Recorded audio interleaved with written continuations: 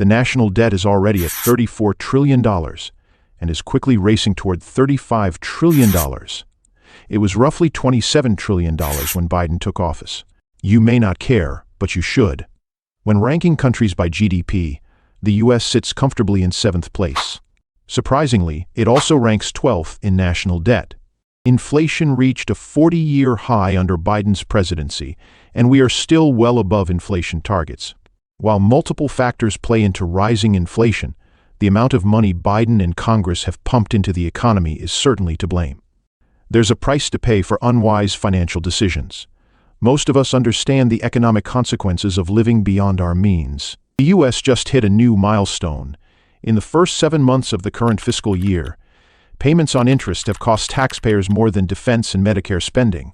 Only Social Security eats a higher percentage of the budget, for now. In less than 30 years, interest on the debt will likely become our largest expenditure. The total debt of U.S. governments, federal, state, and local, is $33.6 trillion, with the federal portion accounting for $31.4 trillion. At first glance, that figure underscores the argument to cut back on spending and the need for a periodic crisis to create the conditions for spending restraint.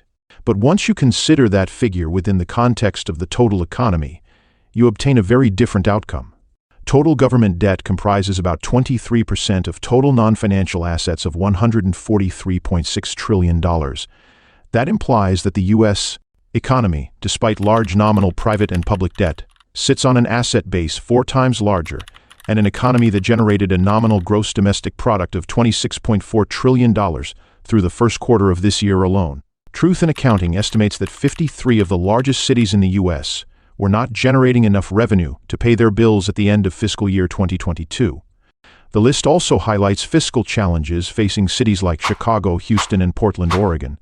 "I think we can all agree that we're broke," said Houston Mayor John Whitmire in a March 2024 City Council budget hearing. Last summer, the U.S. credit rating was downgraded by Fitch from AAA to AA. This underscores the dysfunction in Washington as congressional members use the power of the purse to remain in office. This power includes financial promises to constituents and the self-enrichment program, whereby members of Congress amass wealth at the expense of the American taxpayer. Corruption in Congress is well documented and includes both Democrats and Republicans. The government doesn't rely on magical sources for funding. It needs a steady revenue stream. About half of government earnings come from individual income taxes, which brought in approximately $2.2 trillion in 2023. Payroll taxes contributed 37% of total revenue, amounting to $1.6 trillion. Corporate income taxes added another 7%, or $372 billion, to the coffers. Customs fees and other sources add $500 billion to the government's income. This brings the total to $4.439 trillion. At first, this seems like a good amount. But why is there still a $1.695 trillion deficit? The answer lies in mandatory spending, which we talked about earlier. As the population grows and healthcare costs rise, programs like Medicare and Social Security need more money. This has been a problem for years. In 2021, the government spent about $6.8 trillion, which was $2.7 trillion more than its income. Even then, Social Security and healthcare programs each used over $1 trillion of the budget. But that's just the start. The government doesn't have an endless supply of money. In this situation, the U.S. government reluctantly approaches the IMF for financial assistance. This creates a lose-lose situation for everyone involved. We've already discussed one reason. High debt levels lead to increased interest rates as the government competes for loans in financial markets. This negatively impacts private investment, putting them at a disadvantage. We pointed out that private tax collections are a major part of the revenue stream. If these entities aren't doing well, the government can't easily cover that shortfall, can it? As of June 3, 2024, the U.S. government's debt stood at $34.6 trillion.